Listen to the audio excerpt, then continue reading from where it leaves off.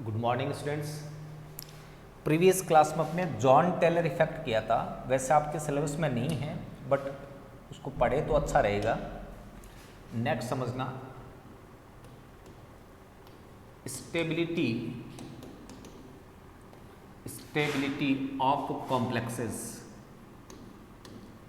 Stability of complexes, stability के लिए ऐसे समझो, कॉम्प्लेक्स फॉर्मेशन होता है मेटल प्लस लिगेंड से।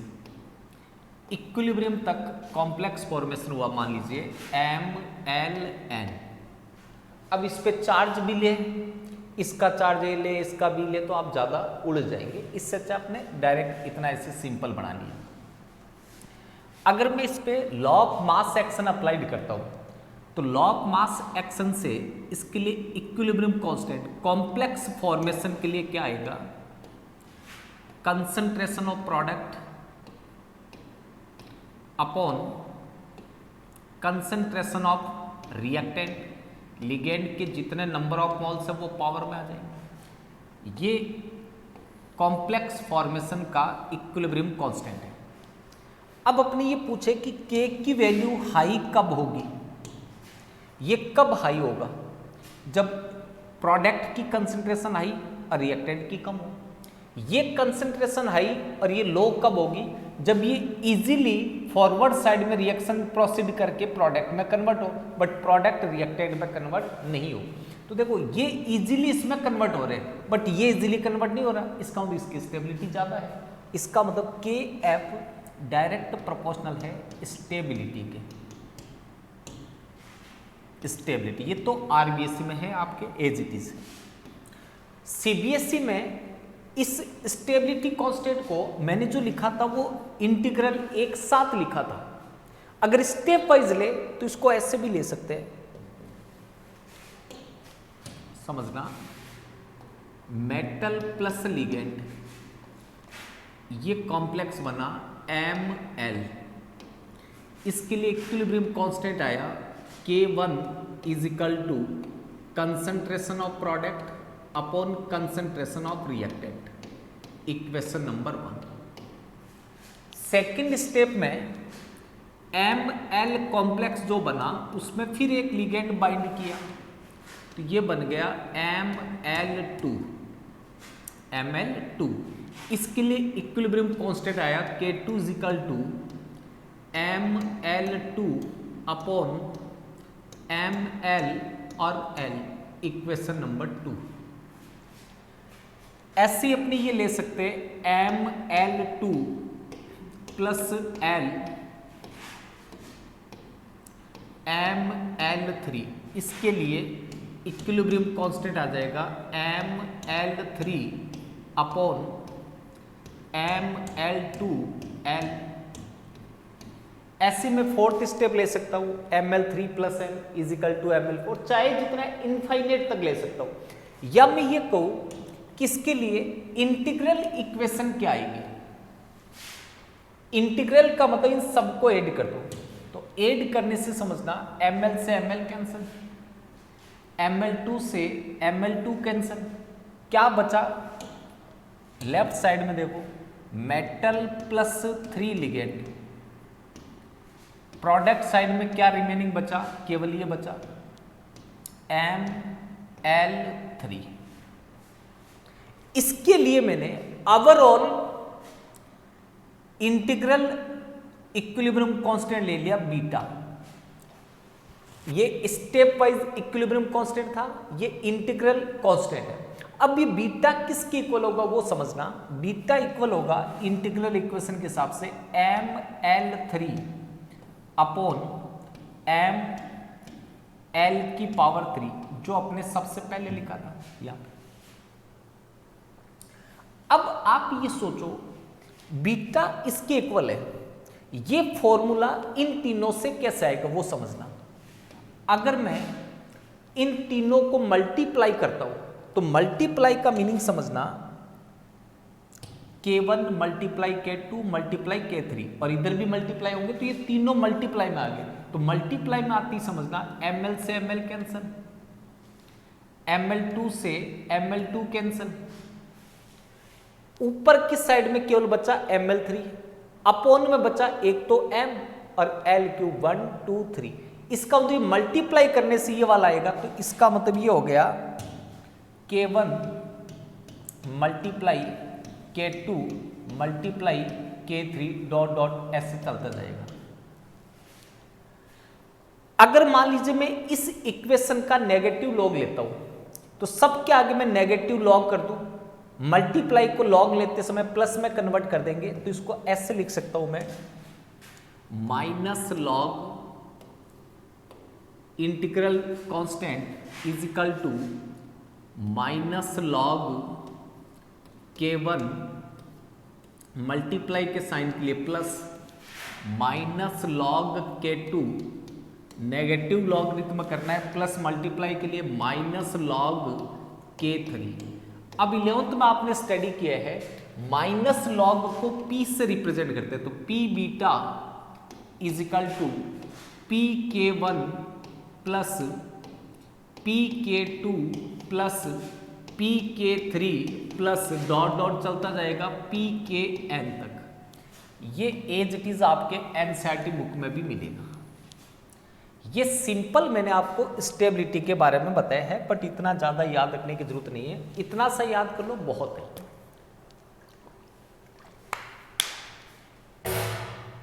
ये स्टेप वाइज और इंटीग्रल एक साथ ये हो गया। अब समझना आगे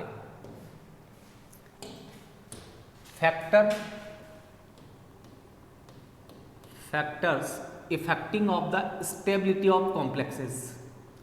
कौन कौन से फैक्टर है जो कॉम्प्लेक्स की स्टेबिलिटी को इफेक्ट करेंगे।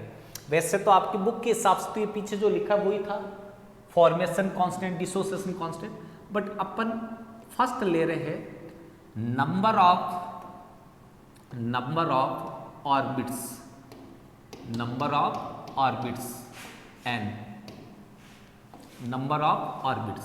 ये आपके बुक के अंदर नहीं है, न आरबीएसई में है न सीबीएसई में, बट आप फिर भी इसको याद रखना, ठीक है ना। मैं लिख देता हूं आउट ऑफ बुक। स्टेबिलिटी जो होती है, स्टेबिलिटी डायरेक्ट प्रोपोर्शनल होती है क्रिस्टल फील्ड स्टेबलाइजेशन एनर्जी की। CFSE ज्यादा, स्टेबिलिटी ज्यादा। CFSE डायरेक्ट प्रोपोर्शनल होती है Z इफेक्टिव के, Z फैक्टर के। Z इफेक्टिव डायरेक्ट प्रोपोर्शनल होता है नंबर ऑफ ऑर्बिट्स।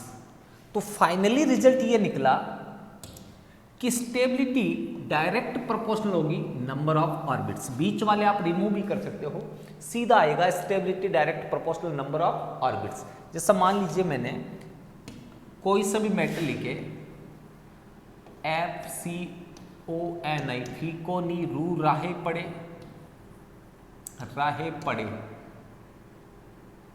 और इरफान पठान, ये ले लिया। ये 3D में आता है, ये 4D में आएगा, ये 5D में आएगा।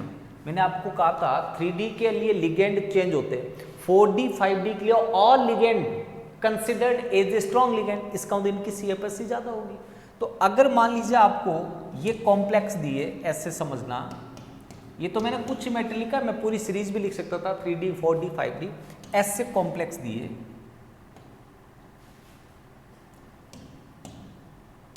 CO F6-3, ये कॉम्प्लेक्स दिया RH F6-3, या मान लीजिए ये कॉम्प्लेक्स दिया IR F6-3। इन कॉम्प्लेक्स में देखो लिगेंड सब में सेम है F-, मेटल का ऑक्सीडेशन नंबर सब में सेम है +3, कॉम्प्लेक्स फॉर्मेशन कांस्टेंट गिवन नहीं है, तो आपको केवल n की वैल्यू से आइडेंटिफाई करना है। ये अपने को मेटल गिवन है, ये n की वैल्यू है, ये L है और ये N है। L सब के लिए सेम है, D के लिए 2, N चेंज है। जिसके लिए N की वैल्यू आई होगी उसकी स्टेबिलिटी ज़्यादा, तो ये इनके स्टेबिलिटी का ऑर्डर आएगा। ये आपको एग्जाम में नहीं लिखने हैं, ये तो बताया है इनकी स्टेबिलिटी। ऐसे निकल पीडीपीटी का बताता हूँ, समझना और समझना। एग्जांपल पीटी सॉरी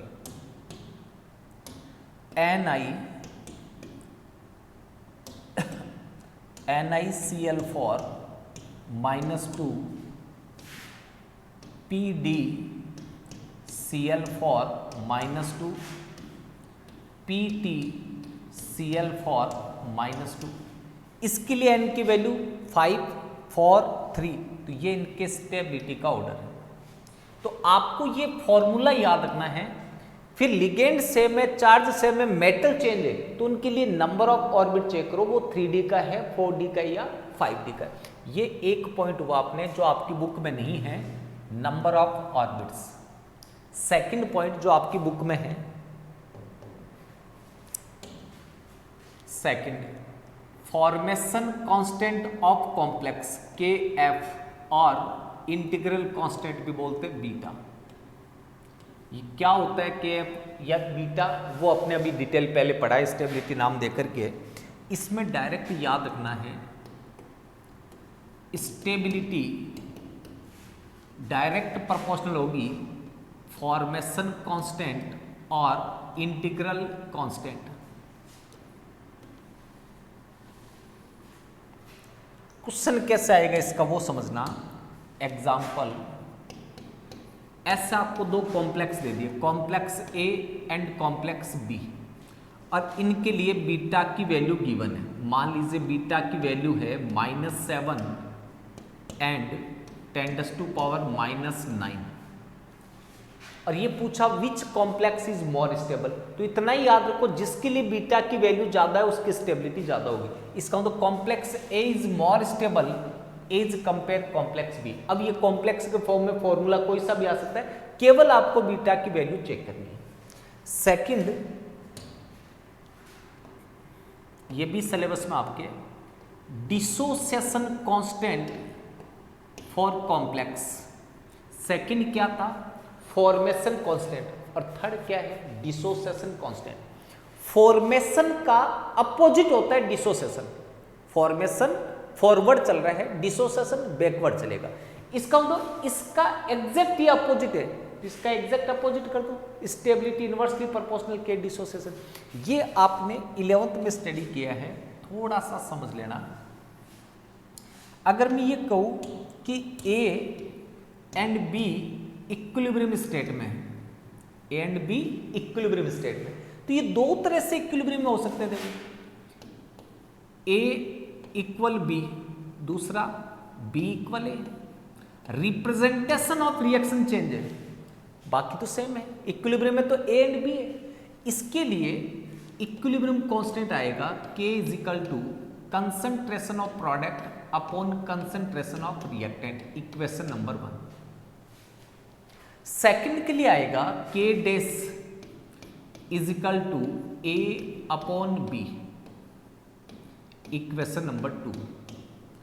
इक्वेशन 2 के राइट साइड के स्टेप को इक्वेशन 1 के फॉर्म में लाना चाहूं, इक्वेशन 1 के फॉर्म में, तो क्या आएगा, 1 upon K dash is equal to concentration of B upon concentration of A, equation number 3। अब देखो, इक्वेशन 1 और 3 का राइट साइड का स्टेप सेम है, तो लेफ्ट भी सेम होगा। इसका मतलब K is equal to 1 upon K dash. तो फाइनली सीधा बात ये की अपने कि फॉरवर्ड रिएक्शन के लिए आपको इक्विलिब्रियम कांस्टेंट गिवन है, और बैकवर्ड के लिए पूछा जाता है। मतलब A टू B पता है, B टू A के लिए फाइंड करें, तो जो A टू B के लिए उसका इनवर्स हो जाएगा। तो ऐसी मान लो आपको ये रिएक्शन गिवन है, MLN M प्लस NN, तो इसमें क्या करना है आपको, डायरेक्ट लिखना है K डिसोसिएशन। क्या आ जाएगा, ML⁴ अपॉन MLN, ये उसका रिवर्स हो गया फॉर्मेशन का। फॉर्मेशन भी रिएक्शन रिवर्स थी, तो सीधा मतलब ये हुआ, इसी इक्वेशन से जो अभी लिखा है इससे अपने ये मीनिंग निकला। साइड में लिख रहा हूं, समझना बात को, चलो यही लिख देता हूं। इंटीग्रल रेट कांस्टेंट जो होगा या KF जो होगा ये इनवर्स होता है के डिसोसिएशन के। अपने ये पता है कि स्टेबिलिटी डायरेक्ट प्रोपोर्शनल है के एफ या बीटा के। तो अब मैं के एफ या बीटा की जगह क्या ले सकता हूं, 1/k डिसोसिएशन, इनवर्स प्रोपोर्शनल आ गया। अब इसमें क्वेश्चन कैसे आ सकता है वो समझना, या तो दो कंपाउंड देंगे जिसके लिए के डिसोसिएशन आई है उसकी स्टेबिलिटी कम होगी, या ऐसे क्वेश्चन दे दिया in reaction Cu+2 + 4NH3 is equal to CuNH3 whole 4 + 2 beta is 2 into 10⁻², then find K dissociation, तो कुछ नहीं करना, डायरेक्ट आपको ये फॉर्मूला अप्लाइड करना है। के डिसोसिएशन किसके इक्वल है, के डिसोसिएशन इनवर्स होगा 1/β के, 1/2 into 10⁻², 10⁻² ऊपर गया 100/2, तो के डिसोसिएशन आ जाएगा 50। मतलब एक दूसरे की ये इनवर्स है, के डिसोसिएशन गिवन है, के फाइंड कर लो, के गिवन है, के डिसोसिएशन फाइंड कर सकते हैं। इस तरह से ये दो फैक्टर आपके बुक के अंदर है दोनों। ये फर्स्ट पॉइंट है, ये सेकंड पॉइंट है, दोनों उम्मीद करता हूं अच्छे से बात समझ में आ गई। अब नेक्स्ट समझना,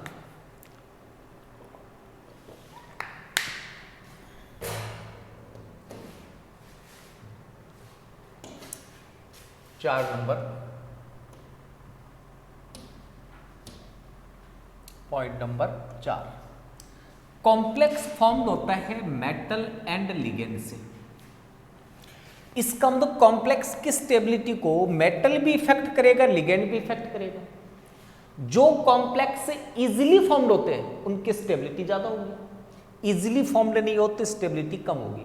इजीली फॉर्म्ड कब होगा, जब ये इजीली इलेक्ट्रॉन पेयर डोनेट करे मेटल को,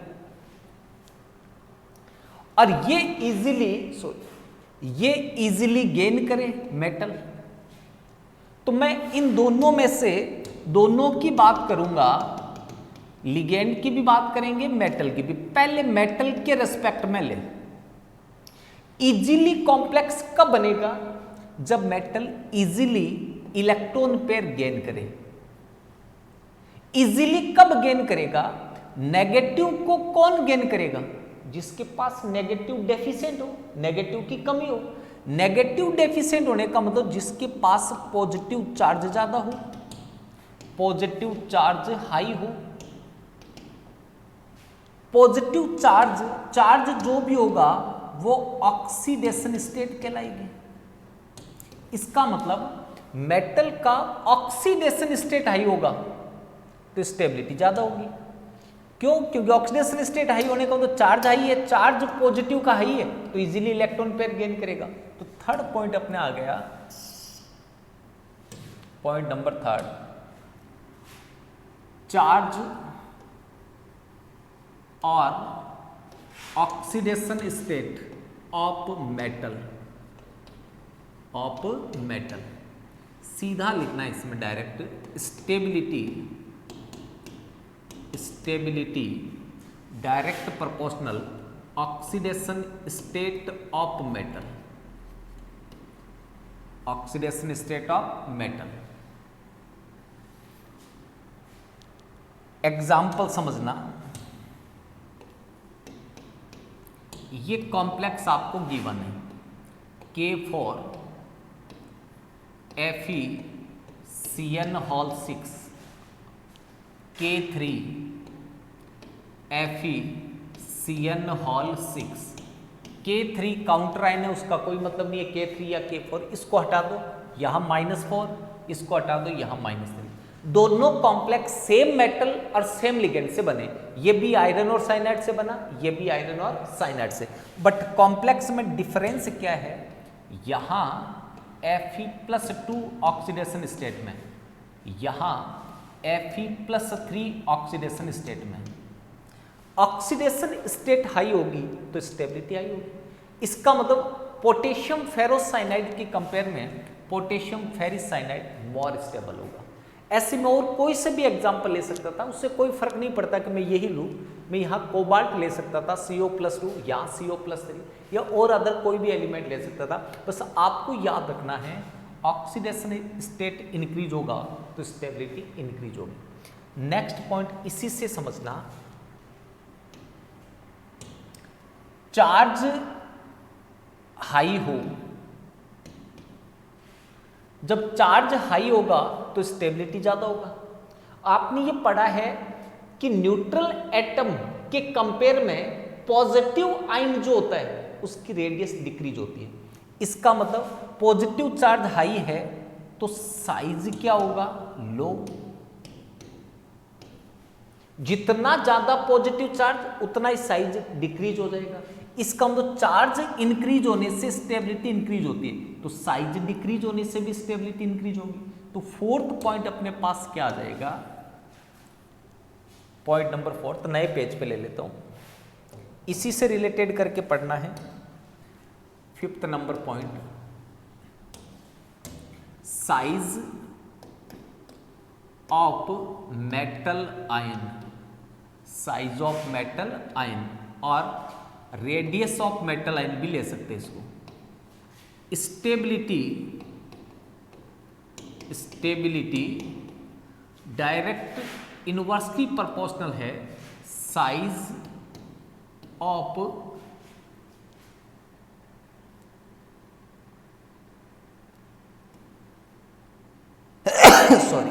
metal ion, size of metal ion. As per topic के हिसाब से तो आपको इतना याद रखना है, बाकी आप साइज 11th में पीरियोडिक टेबल में स्टडी किया है, फैक्टर इफेक्टिंग ऑफ रेडियस भी किया है। अब जो पी ब्लॉक डी ब्लॉक पढ़ेंगे उसमें भी आएगा, बट थोड़ा सा मैं बता देता हूँ। 3D सीरीज की बात करें, scandium, titanium, vanadium, chromium, manganese, iron, cobalt, निकल, कॉपर, जिंक। आप ये बोलते हैं कि ट्रांजिशन सीरीज में लेफ्ट टू राइट मूव करें तो साइज अप्रोक्सीमेट सेम रहता है। उसका रीजन आप ये देते हो कि ये न्यूक्लियस है, ये मान लीजिए 3D ऑर्बिट है, ये 4s ऑर्बिट है जिसमें 2 इलेक्ट्रॉन पहले से फुलफिल हो गए।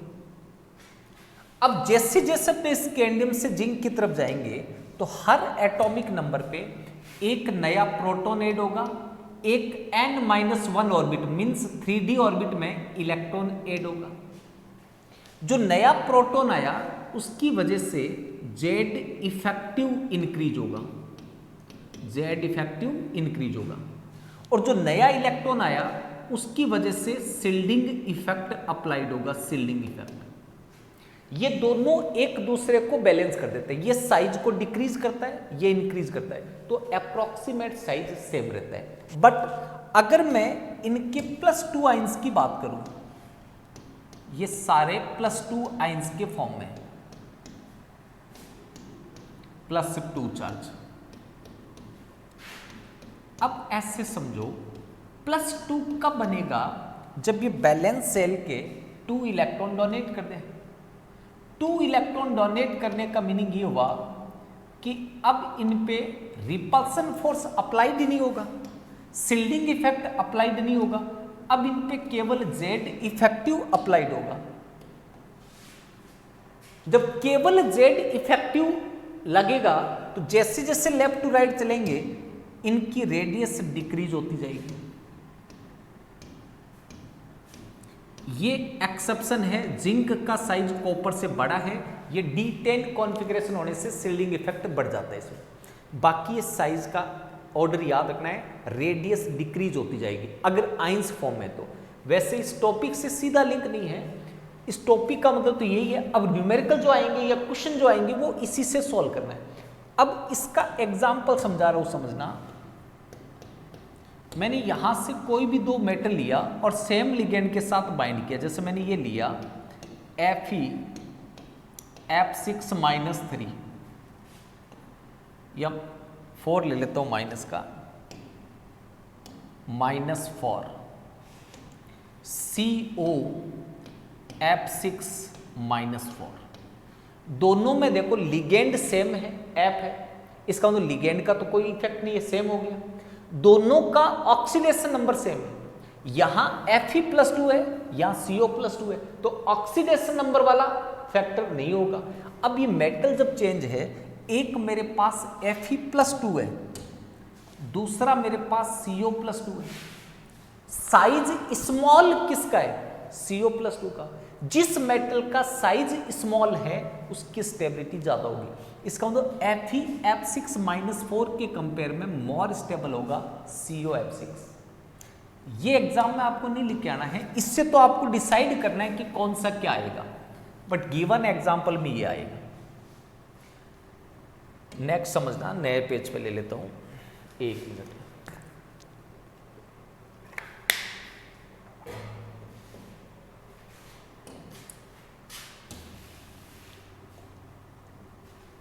Number of chelate rings, number of chelate rings, इसको चिलेट भी बोल सकते हैं, बट हिंदुस्तान में चिलेट बोलते हैं, फॉरेन में इसको किलेट रिंग्स ही बोलते हैं। अपन टॉपिक की बात करें किलेट रिंग्स, उससे पहले एक टॉपिक ये समझना,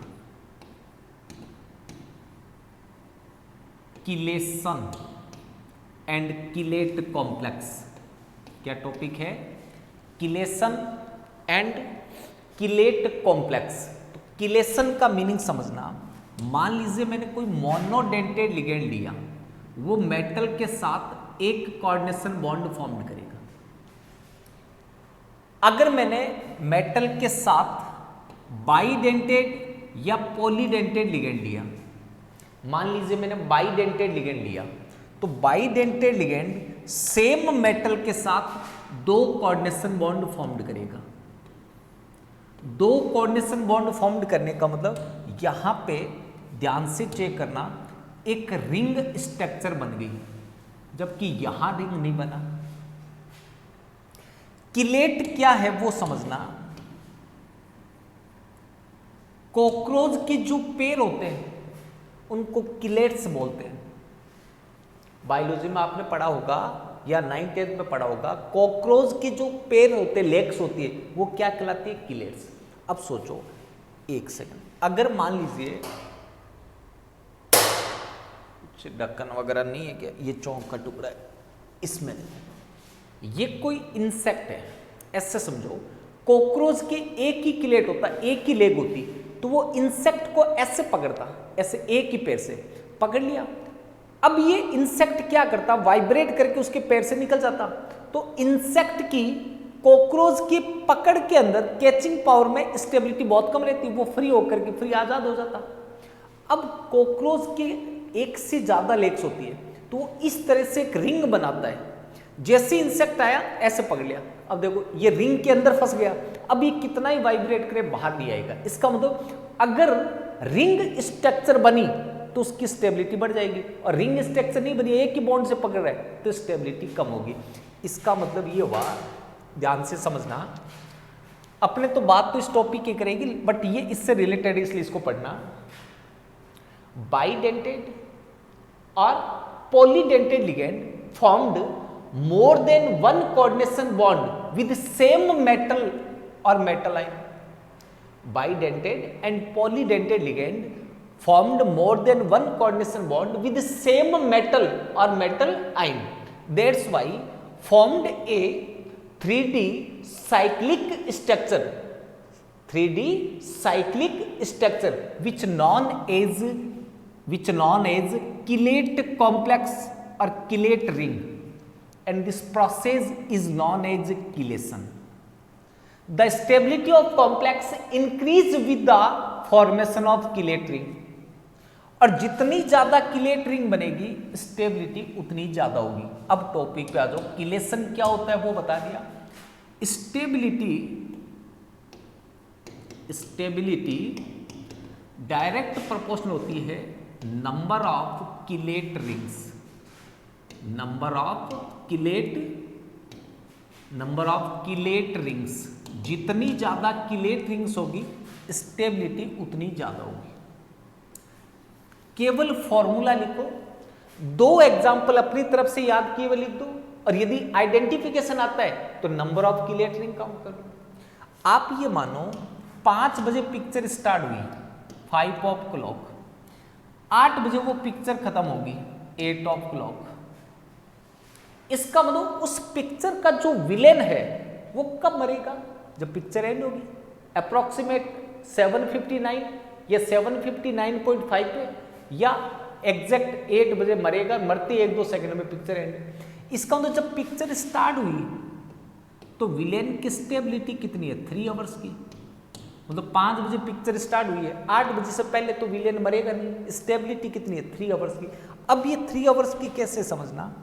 ये मान लीजिए पिक्चर का विलेन है, ये एक्टर है, ये मान लीजिए अक्षय कुमार है, ये मान लीजिए अमरीश पुरी है। जब पिक्चर स्टार्ट हुई तो इसके जो मेंबर है, जो इसके बॉडीगार्ड है, वो इसको सपोर्ट करेंगे ऐसे, एज ए सर्किल बना के, रिंग बना के, इस तरह से रिंग्स बनी हुई है। अब ये देखो, क्या इसका डायरेक्ट कांटेक्ट विलेन से हो सकता है क्या? पॉसिबल ही नहीं। अब क्या करेगा ये? धीरे धीरे इस रिंग को डिसअपीयर करेगा, इस रिंग को तोड़ेगा। इस रिंग को तोड़ने में इसको 45 मिनट लग गए, मतलब पिक्चर 5:45 तक चली गई। एक रिंग कम हो गई। कितनी रिंग थी? 1 2 3 4। एक रिंग कम होगी 45 मिनट। अब स्टेबिलिटी कितनी बची? 2 आवर्स 15 मिनट। पहले कितनी थी? 3 आवर्स की। अब 2.15 की स्टेबिलिटी बची है। Sorry 2.15, sorry 1 second. इतनी ही स्टेबिलिटी अब इसकी बची है। फिर आधे पौन घंटे कोशिश की, एक रिंग और तोड़ दी। ये सिचुएशन आई मान लीजिए 6:30 पे। अब स्टेबिलिटी बची 130 आवर्स की। फिर 7:30 बजे तक इस रिंग को खत्म कर दिया। अब हाफ एंड आवर की स्टेबिलिटी 7:55 पर ये रिंग भी खत्म होगी। अब डायरेक्ट फैसला होगा। अब ये कहता भैया मुझे माफ कर दे, जिंदगी में देखो, क्योंकि अब इसको पता है अब तो मरना है, 2-4 मिनट की स्टेबिलिटी है। तो जैसे जैसे नंबर ऑफ किलेट रिंग इसकी कम होती गई विलेन की, वैसे वैसे वो मौत के करीब आता गया। तो अब इसका केमिस्ट्री के हिसाब से एग्जाम्पल समझना। मान लीजिए कि मैंने इस कॉम्प्लेक्स की बात की, ध्यान से समझना, पेन थोड़ा सा बारीक कर लेता हूं। एग्जाम्पल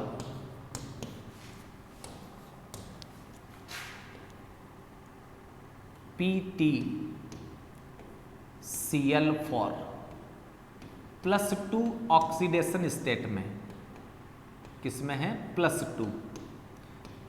मोनोडेंटेड लिगेंड था, ये +2 में -4 हुआ तो चार्ज -2। ये नॉन किलेट कॉम्प्लेक्स है, नॉन किलेट कॉम्प्लेक्स। अब मैंने इसके 2 मोनोडेंटेड लिगेंड को रिप्लेस किया बाइडेंटेड लिगेंड से। ये 2 Cl हो गए,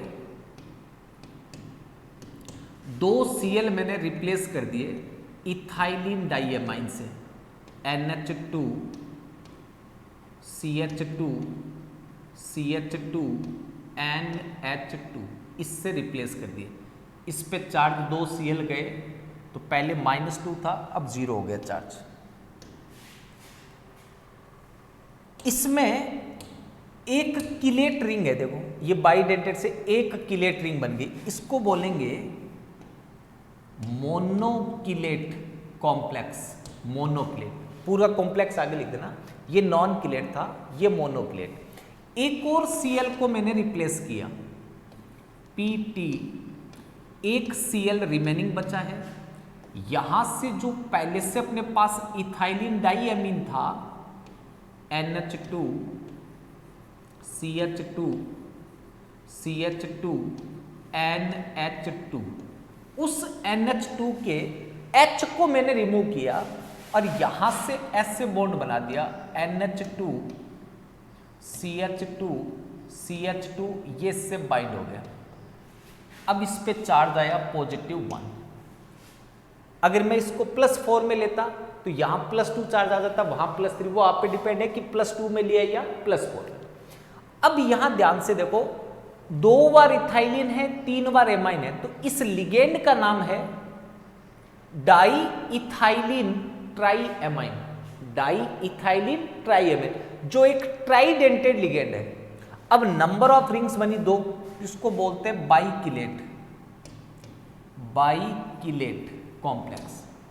एक और Cl को रिमूव करें तो ये सिचुएशन आ जाएगी, समझना, Pt NH2 NH2, इन दोनों को NH में कन्वर्ट कर दिया और यहां आ गया CH2 CH2 CH2 CH2 CH2 CH2, एक चार्ज और इंक्रीज हो गया, प्लस का 2 चार्ज। ये नाम आपको लिखना है, नीचे जगह नहीं है। ट्राइकिलेट, नॉन किलेट, मोनोकिलेट, बाइकिलेट, ट्राइकिलेट, नाम क्या हो गया?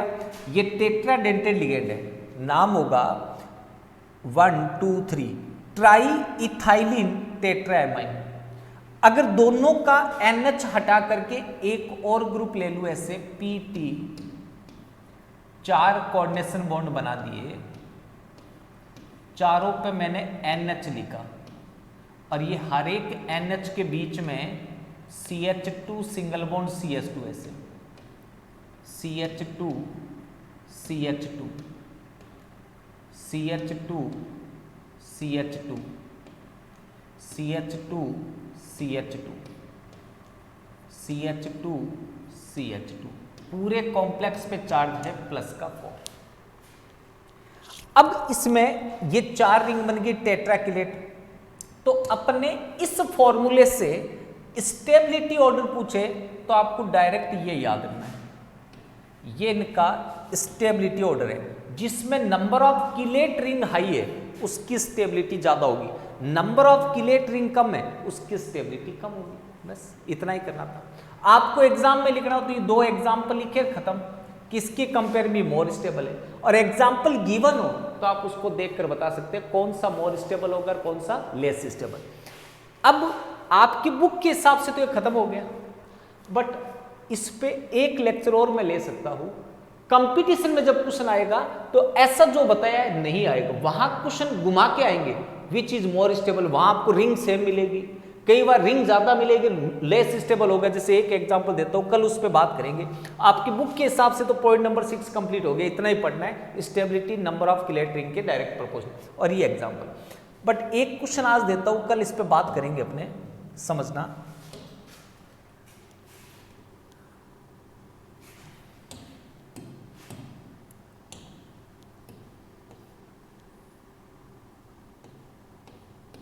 यहां मैंने लिया Cu+2, Cu+2, Cu+2,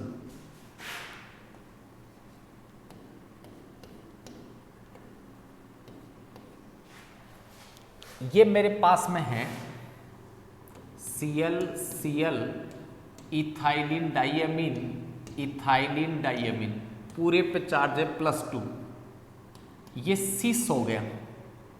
यहां मेरे पास है ईएन, एक गलत लिख दिया, ईएन एंड ईएन, पूरे पे चार्ज है, सॉरी इस पे कोई चार्ज नहीं है, इस पे +2 चार्ज है। नेक्स्ट मैंने लिया Cl EN इनमें स्टेबिलिटी ऑर्डर आएगा। तो आपको ये तो पता है कि ये सिस है, ये ट्रांस है, ये वाला सिस और ये वाला ट्रांस। इसमें आपको 3 रिंग्स दिखाई दे रही है। वहां पूछेंगे which compound is more stable, तो आप ये सोचोगे यहां 2 बाइडेंटेड लिगेंड है, 2 रिंग बन रही है, यहां पे भी 2 बन रही है, यहां 3 बन रही है, तो आप इसको मोर स्टेबल करके आओगे।